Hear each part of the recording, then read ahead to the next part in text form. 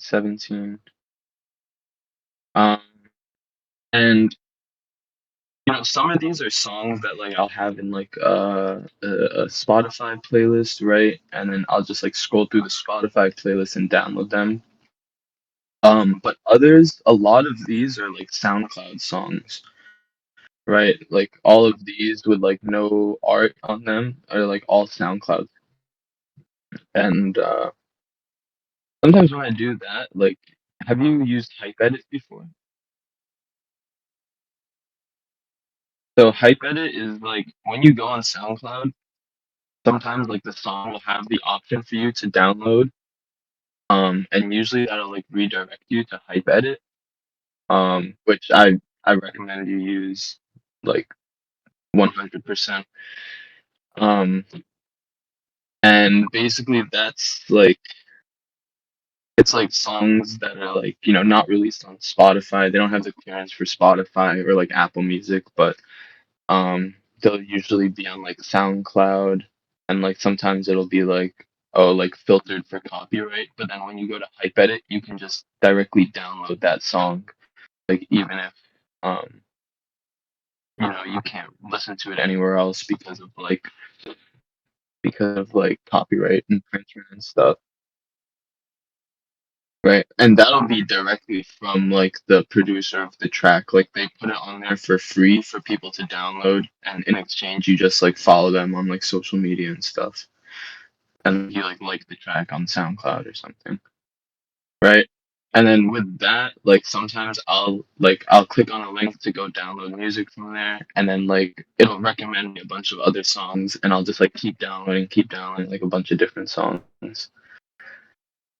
So that happens to me a lot, and that's how I end up with just like a lot of random ass songs in my library. Um, like a lot of these songs that I'm looking at here, like I don't even really know what they sound like because I just got like I went into like a fucking type edit. I don't even know what it's called, binge, like a download binge, and like a bunch of these songs, like I'll probably never even play, but like I heard like a few seconds of it, like a snippet, and I was like, okay, I'll download that. Sounds decent enough. And I find a lot of good songs from that too. Like this one, really good. A lot of really good songs from there that I toss in my sets. But that's just Afro House. I also have like unreleased stuff. So like this, I got like a folder sent to me, and then like I just went ahead and downloaded all of them. Um, yeah, like someone shared it with me on Google Drive. Yeah, yeah. hmm So I can share that with you too if you want it.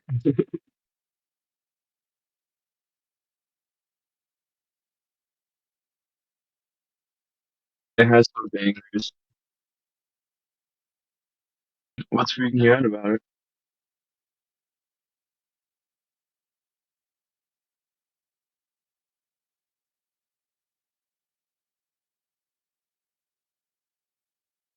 It helped. Well, having album art definitely helps me, but don't like it doesn't really matter to me, honestly, because um like even on like CDJs and stuff, like you usually don't really see the album art. Like it's not really that important in like identifying songs, and it's about like when it comes to like formatting music, like I used to like let's say like go to my Afro house, right? I used to have like okay, all of the names and all of the artists are like labeled correctly, right? But then like as I go more and more, these like SoundCloud songs, they don't come with like the artist name in there, and they come in like weirdly formatted, like Sade, and then the title, like artist and then title, right? And then like as I get more and more of those, then like I kind of get lazy with it, right? But I mean, it definitely makes it difficult if you're just like if you just have like a huge playlist like this and you're just DJing straight from this playlist. But whenever I do like my sets, like it's always whenever I have my sets, I always set up a playlist for them. So like here, if I scroll down here, um, I'll have like Chantel V1, Chantel V2, Maru set V1, set 5 V3, right? Project set, chill set, house set, and some of these are like empty, right? I never got around to doing that. But like, um, for all my shows, let's say like the boat show, this is the playlist I used when I played on the boat for the first time. Amber, well, this is actually is the wrong playlist. Amber 2 final. So whenever I have a show or something, I have a playlist ready, and these are the songs I'm gonna play. And you know, I have because like you have to export it onto a flash drive, and you only have so much space on that flash drive. So you really got to keep it tight.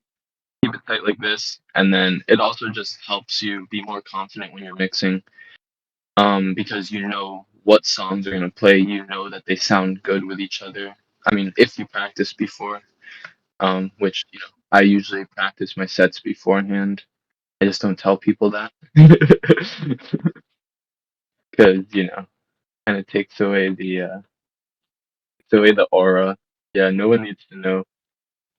I'll have this set, and then let's say like um or like with this one, Chantal, right? I have like Chantal V1, which is like my first draft of it, and then I'll narrow it down. See, so I went from 107 tracks to 24 tracks, right? But then I'll usually export both of them, and I'll play from the V2. I'll play from the final one, but then like let's say mid set, I'm like, oh, I don't really want to play this next song. Then I'll go to my other track, my V1 playlist, right? And I'll look for another song that I could toss in there, right? So it's about having options.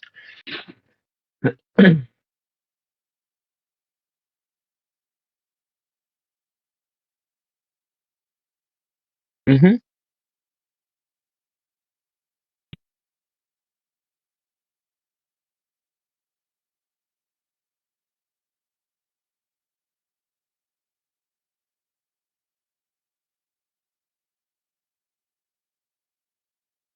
Yeah.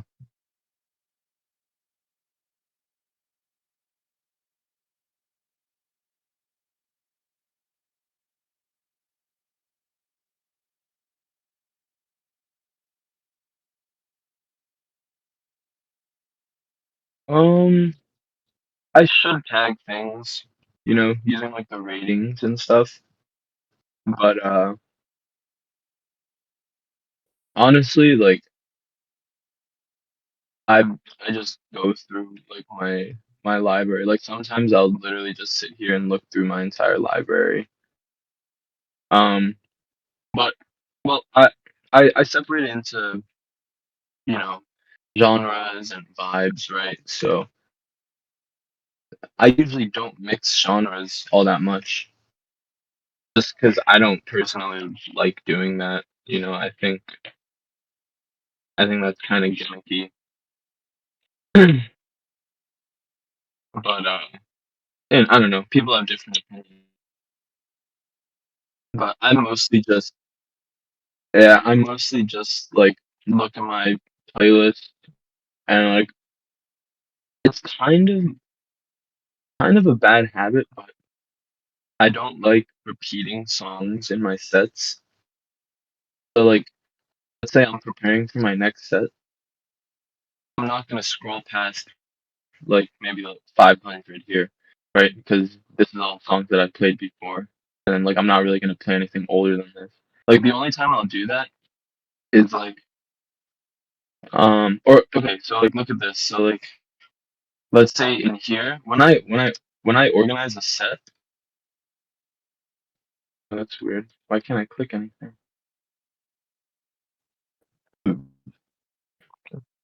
My shit's fucking lagging crazy.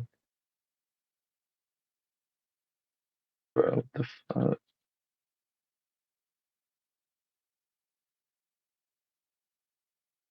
Yo, shit is mad fucking retarded. I don't know, it's not letting me sort right now.